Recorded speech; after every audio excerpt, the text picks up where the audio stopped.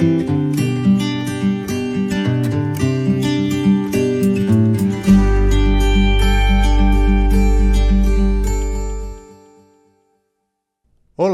bem-vindos ao primeiro episódio da websérie Turismo e Mudanças Climáticas, Qual o Nosso Papel? Uma iniciativa do Programa de Fomento ao Turismo Sustentável de Brumadinho, desenvolvido pela Vale e executado pelo Instituto Rede Terra. Nessa série de 5 episódios, nós vamos tratar do tema mudanças climáticas e como que o pequeno empreendedor deve se portar e tomar sua responsabilidade para a mitigação dos impactos da mudança climática no seu negócio. Nesse primeiro episódio, nós vamos esclarecer vários termos, entender um pouco melhor do cenário que nós temos hoje sobre mudanças climáticas e seu impacto na atividade turística. E por ser um episódio e um tema tão extenso, nós vamos dividir esse primeiro episódio em 2 partes.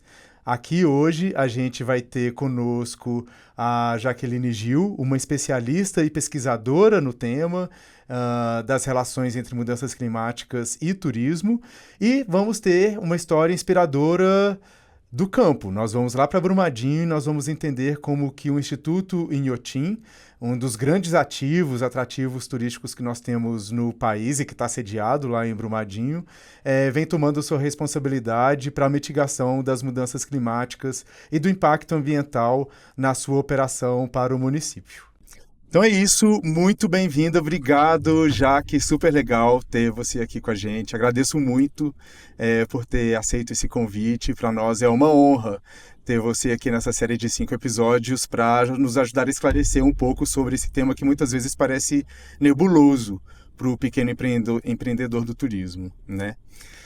Bem, eu queria começar perguntando para você o básico, né? Afinal de contas, o que é mudança climática, do que a gente está falando, qual é a relação das mudanças climáticas com a nossa atividade do turismo e como que você percebe que isso pode ser um impacto nos próximos anos, já de curto prazo, para a atividade de um pequeno empreendedor do turismo. Claro. Bom, primeiro de tudo, muito obrigada, Gustavo, pelo convite. É um prazer enorme dialogar com você e também com os outros convidados que você traz nessa websérie, que eu já vi um pouquinho do seu planejamento e está fantástica. E em segundo ponto, uma alegria enorme dialogarmos sobre essa temática que é tão importante e, ao mesmo tempo, a gente precisa conhecer mais sobre ela. Em primeiro lugar, eu acho que é importante lembrarmos que quando falamos de mudanças climáticas de forma ampla, o ponto central aqui estamos vivendo em um planeta cujo clima está em mutação. E essa mutação é causada prioritariamente por um desequilíbrio das temperaturas na Terra, que são, por sua vez, causadas por uma relação direta entre a nossa emissão de gases de efeito estufa, uma emissão crescente, e ao mesmo tempo soma-se a ela o estoque de gases de efeito estufa que já está na atmosfera e que são emitidos desde a Revolução Industrial. Então a gente está falando de um conjunto de gases já presentes e que apenas crescem ininterruptamente desde o século XIX. Como impacto direto desse processo, desse fenômeno de aquecimento da Terra, a gente tem um início disso tudo que a gente pode chamar degelo das grandes placas de gelo e das geleiras do nosso planeta, principalmente no Polo Norte e na Antártica. Então, este degelo acontecendo de maneira contínua, e é isso que a ciência vem nos mostrando, a gente tem um duplo efeito negativo. Primeiro que derrete o gelo, aumenta-se o nível do mar. Essa água vai diretamente para o mar. Aumentando o nível do mar, a gente tem um pouquinho a cada ano que vai entrando tanto nas ilhas quanto nos continentes e causando ali um processo de mutação daqueles espaços, daqueles ecossistemas mais diretamente afetados, num primeiro momento. Mas também, menos gelo na Terra significa menos reflexo dos raios solares quando aqui batem. Então, o branco do gelo, o que ele faz? Ele reflete, o raio bate e volta, né? É aquele mesmo efeito que a gente vê quando a gente olha para a neve ou olha para uma superfície muito branca e o reflexo da cor ou do calor volta pela branquitude do gelo. Então, a gente tem menos reflexão nesse sentido. E em segundo ponto, claro, Parece óbvio, e é menos gelo na Terra, mais calor. Né? Menos o frio se equilibra. E aí, a partir desse processo de degelo, um desequilíbrio que vem em cadeia. Mais calor, temperaturas mais altas, impacto no ciclo das águas, impacto nos ventos e as consequências disso tudo.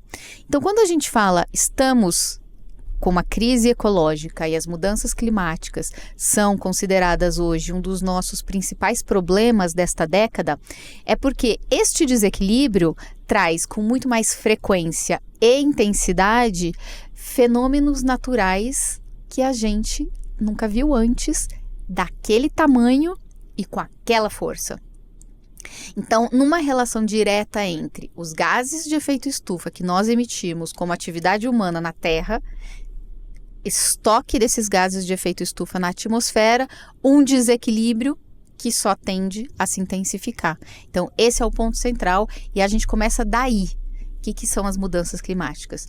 Um processo de mutação que nos impacta a todos neste planeta, em todos os continentes, do Polo Norte ao Polo Sul, e a gente ainda está tentando compreender como é que a gente pode fazer para minimizar estes efeitos neste momento. A ciência já avançou bastante, mas voltando à sua pergunta do que a gente faz no ambiente do turismo. O turismo é um setor econômico, digamos dessa forma, que tanto impacta quanto é impactado. Então é muito importante que a gente preste atenção cada vez mais nisso e começamos a agir agora, dentro das possibilidades. Eu acho que a gente vai explorar muitas ações aqui no decorrer da nossa conversa.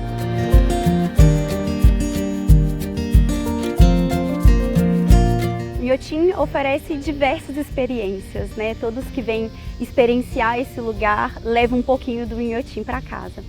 Mas acredito que as pessoas vêm, por vezes, esperando ver obras lindas, grandiosas, um jardim muito bonito, ou um lugar para puro descanso e lazer. Mas o Inhotim é um grande palco de reflexões e discussões que podem sensibilizar o visitante a essas pautas ambientais, especialmente essas pautas urgentes, como as mudanças climáticas, né? Ao se deparar com uma planta que nela tem sinalizado que ela é ameaçada de extinção, ou uma planta que ela sempre teve no quintal dela e ali tem um nome científico, de onde vem, para que serve. Então tudo isso são oportunidades de conversar sobre essas pautas e fazer com que o visitante reflita sobre a necessidade de olhar para elas e atuar nelas.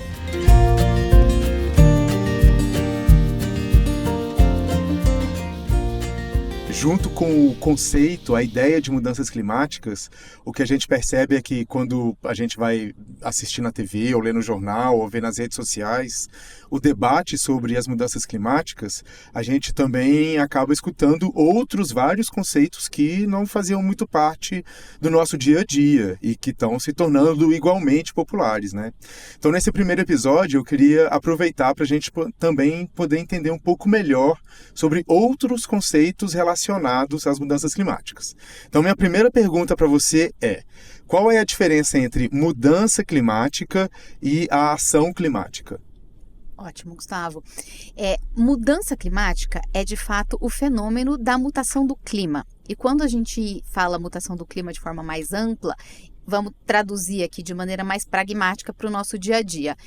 Majoritariamente, estamos falando de temperaturas e do ciclo das águas. Então, frio, calor, mais água, menos água, e todas as consequências da combinação destes dois elementos juntos, né? Então, ou muita chuva, ou nenhuma chuva, ou muito vento com chuva, que vira tempestade, tsunami, etc., ou falta de água, também leva incêndios, por exemplo. Temperatura muito quente danifica o solo. Então, o conjunto destes componentes, temperatura e água, em desequilíbrio, é o que a gente entende de forma mais pragmática no nosso dia a dia, como o chamamos de fenômeno das mudanças climáticas. Por outro lado, ação climática, Gustavo, é o ato que fazemos para minimizar os impactos do fenômeno da mutação. Vou dar um exemplo. Quando chamamos de um plano de ação climática de um empreendimento como se fosse uma pousada. Então, uma pousada que inicia o seu plano de ação climática em turismo.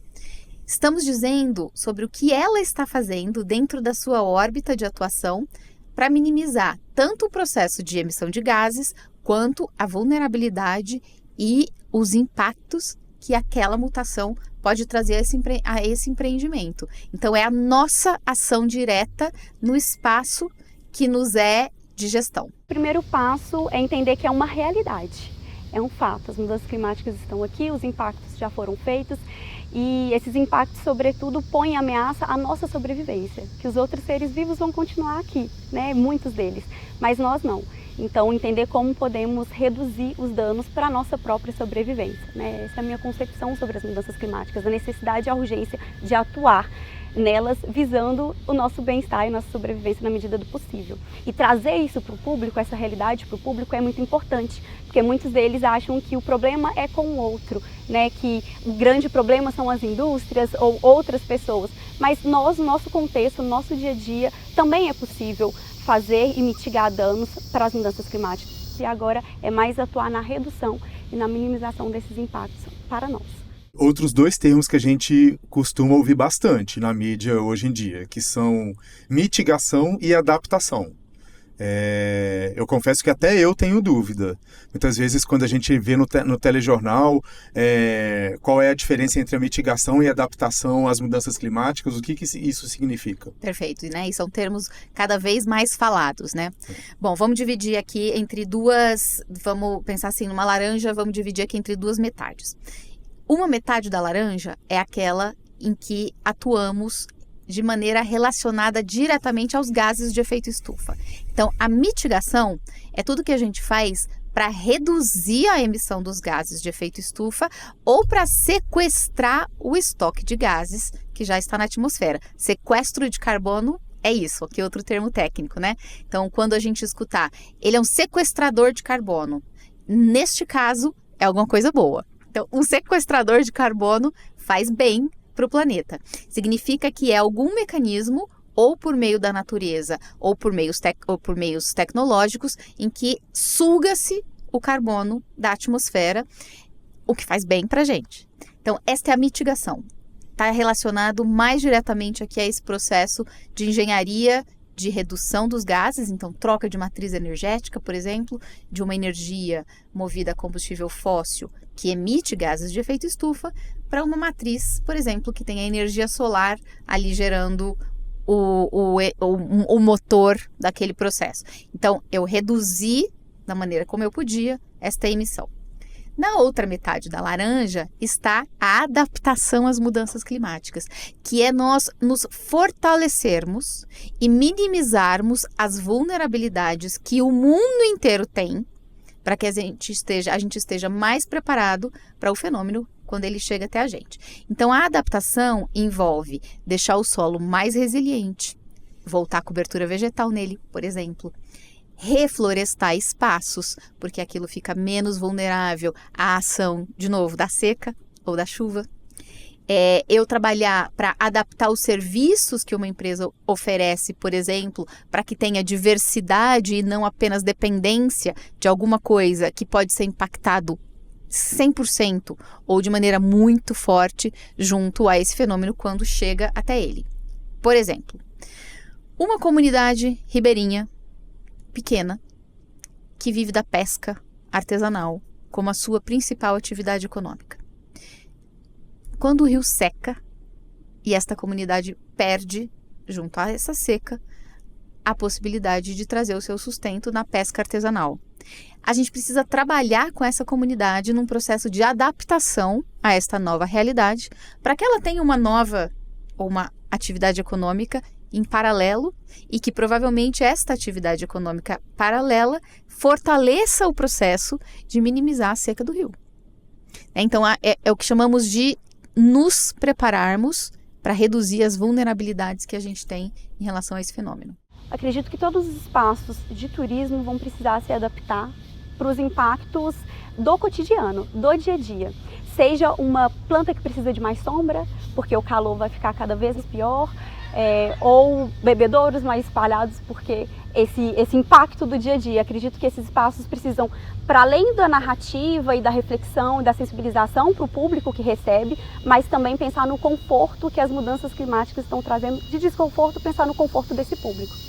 Você citou o caso das comunidades ribeirinhas e isso me leva a um outro termo que eu também queria discutir um pouco contigo, entender um pouco melhor o que significa justiça climática. A gente entende que o impacto das mudanças climáticas é diferente, de comunidade para comunidade, de cidade para cidade, país para país. O que é justiça climática? Justiça climática, ou ainda bastante popular, né, injustiça climática, é exatamente o que você trouxe quando a gente tem uma comunidade ribeirinha que quase nada emite de gases de efeito estufa, portanto, muito pouco ou quase nada contribui para esse processo do aquecimento global, mas essa comunidade é diretamente impactada quando o efeito vem até a gente. Então, vamos lá. Ela não contribuiu, ou contribuiu minimamente para esse processo de aquecimento global, mas foi impactada 100%. E aí, qual é a justiça deste processo quando quem não contribuiu pode vir a ter sua única casa ou a sua única atividade econômica de subsistência 100% dela tirada? Ou a casa foi queimada no incêndio, ou o rio secou e não tem mais pesca. Enquanto isso, os responsáveis pelo grande volume de emissões de gases de efeito estufa estão lá, com a sua residência, com seu ar-condicionado, ou com seu aquecedor, ou com a sua proteção no momento da enchente, ou, quando perdem alguma coisa, perdem a sua terceira residência. E quem perde uma terceira residência tem um impacto muito menor do que quem perde a sua única residência, junto disso a sua única subsistência econômica. Então, este é o processo de como é que a gente equilibra quem emite os gases de efeito estufa e, portanto, contribui muito mais para essa crise. E aí a gente pode até voltar para trás na época da Revolução Industrial, que foi o início do processo de grandes emissões dos gases de efeito estufa, e pensar nos países altamente industrializados hoje. A industrialização, como nós vemos hoje, tem um histórico, e esse histórico provavelmente foi desenvolvido a partir de grandes emissões históricas, por décadas ou mais de séculos, de emissão de gases de efeito estufa, enquanto outras comunidades provavelmente nunca emitiram gases de efeito estufa, porque inclusive sabemos dessa realidade, pode ser que nem hoje dispõem de motores a combustível fóssil, nem para sua energia. Então, como é que a gente equilibra isso entre quem contribuiu mais, pagando hoje, ou equilibrando este processo das vulnerabilidades com quem não contribuiu nada e é diretamente impactado? O Inhotim tem um programa de sustentabilidade e esse programa visa envolver todas as pessoas, então todos os setores do Inhotim, os apoiadores, os visitantes, e o nosso compromisso está fundamentado na neutralização do carbono e também na conservação dos recursos naturais. E esse programa, o primeiro passo desse programa foi um inventário das emissões dos gases de efeito estufa. Então, com esse inventário que está disponibilizado na plataforma do GHG Protocol, a gente desenvolveu um plano para minimizar, porque esse inventário nos trouxe um olhar de aonde e quais atividades do Inhotim que tem maior impacto. Então, diante disso, a gente conseguiu realizar esse plano. E com esse plano nós desenvolvemos alguns projetos e esses projetos visam minimizar esse impacto. Então nós vamos substituir os gases refrigerantes das máquinas de ar-condicionado por gases que têm um menor impacto ambiental, que têm um menor potencial de aquecimento global. Nós vamos também trocar todas as nossas lâmpadas para a lâmpada LED. Nós vamos pensar em modernização dos nossos equipamentos para equipamentos com menor consumo de energia. E esse programa é um programa que não só visa a pauta de mudanças climáticas, mas também outros eixos, como a gestão dos recursos hídricos. Então nós vamos automatizar toda a nossa rede de irrigação para ter um menor consumo de água. E também tem o eixo de resíduos. Nós implantamos recentemente um projeto que chama Plástico Zero.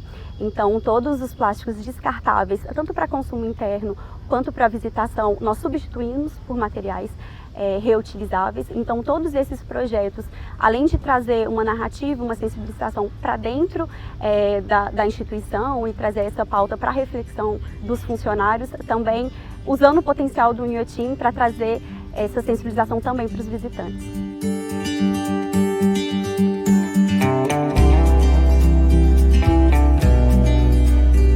Que esse espaço que tem um grande potencial se torne mais acessível para todos, para que todos possam conhecer e se sensibilizar e trazer reflexões, especialmente para as pautas ambientais.